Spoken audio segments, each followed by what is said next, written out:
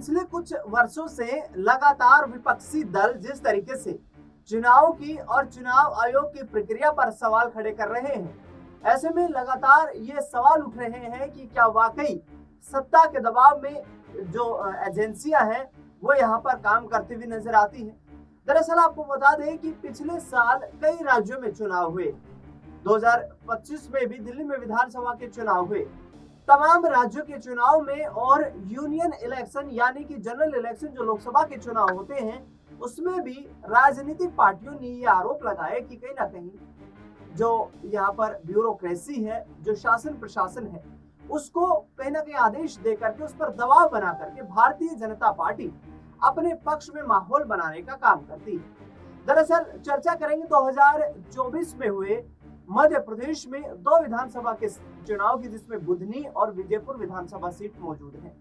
बुधनी और विजयपुर में उपचुनाव हुए क्योंकि वहां पर जो सांसद बने थे वो केंद्रीय मंत्री, एक तो शिवराज सिंह चौहान बन गए और दूसरे भारतीय जनता पार्टी के सांसद। दरअसल विजयपुर विधानसभा सीट को लेकर के जीतू पटवारी ने गंभीर आरोप बीजेपी पर लगाए हैं। उनका कहना है कि भारतीय जनता पार्टी की सरकार ने एसपी, डीएम तमाम अधिकारियों पर दबाव बनाया और विजयपुर विधानसभा सीट पर जबरदस्ती से यहां पर चुनाव जीतने का प्रयास किया, लेकिन प्रदेश की जनता ने, इलाके की जनता ने कांग्रेस पार्टी पर विश्वास जताया और हमें वो सीट हमारी झोली में डालने का काम किया।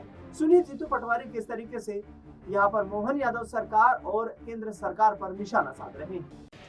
विजयपुर का चुनाव हुआ, भारतीय जनता पार्टी का तांडव अद्भुत और अकल्पनीय था। 50 करोड़ रुपए पुलिस की वर्दी में भारतीय जनता पार्टी के कार्यकर्ता, कलेक्टर, एसपी दोनों सिर्फ बीजेपी के ऑफिस में ही बैठे, बूथ बूथ पर बीजेपी के लिए वोट मांगते फिरे। डाकू आ गए राजस्थान से, डाकू भैया उस समय उस परिवार के लोग राजस्थान के हिस्ट्री सीखरिया बुला लिए गए। सच कह रहा हूँ, मैंने कई बार बयान दिया है। उन्होंने आदिवासियों पर गोलियां चलाई, हमारे अहिवाल समाज के लोगों को सामूहिक मारा गया, गांव के गांव को यातना दी और पुलिस प्रशासन सरकार सब सहयोग करते रहे। मोहन यादव जी अंतिम 10 दिन वहीं पड़े रहे और कहा चाहे कुछ करना पड़े, मुझे विधायक बीजेपी का चाहिए। वहां भी उसी जो यहाँ से गए वैसे ही भगोड़े वहां थे, उनका भी काम तमाम वहां की जनता ने किया, कांग्रेस के कार्यकर्ताओं ने किया, आप सबके सहयोग और आपकी भावना ने किया। ऐसे ही अमरवाड़ा का चुनाव 20 राउंड तक कांग्रेस जीते, 6000 से आगे। आखिरी राउंड में हम 2800 वोट से चुनाव हार गए। मतलब टेबल पे सरकार ने कैसे चुनाव हराया वो परिस्थिति बनी।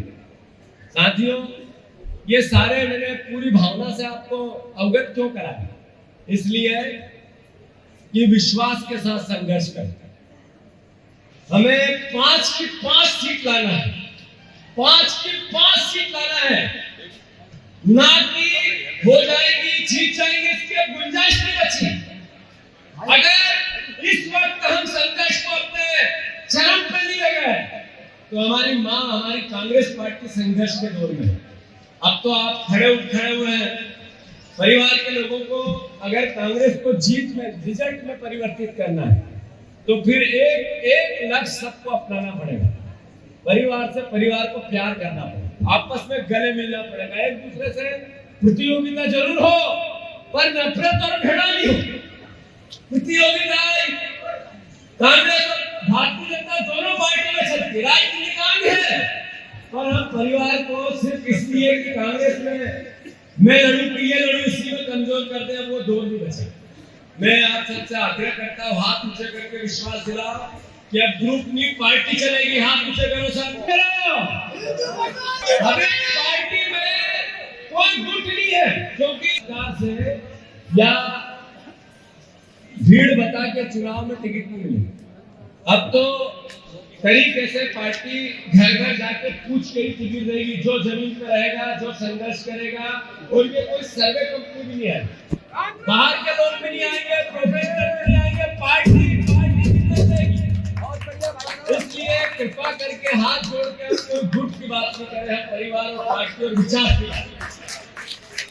सुना आपने जीतू पटवारी को जो साफ तौर पर हमला बोलते हुए नजर आ रहे हैं। अब आगे आने वाले वक्त में देखने दिलचस्प रहेगा कि मध्य प्रदेश में कांग्रेस पार्टी कितनी मजबूत जीतू पटवारी कर पाते हैं, क्योंकि लगातार उनका कहना है कि हम संकल्प के आधार पर काम कर रहे हैं और इसी आधार पर आगे आने वाले वक्त की रणनीतियां तय करेंगे।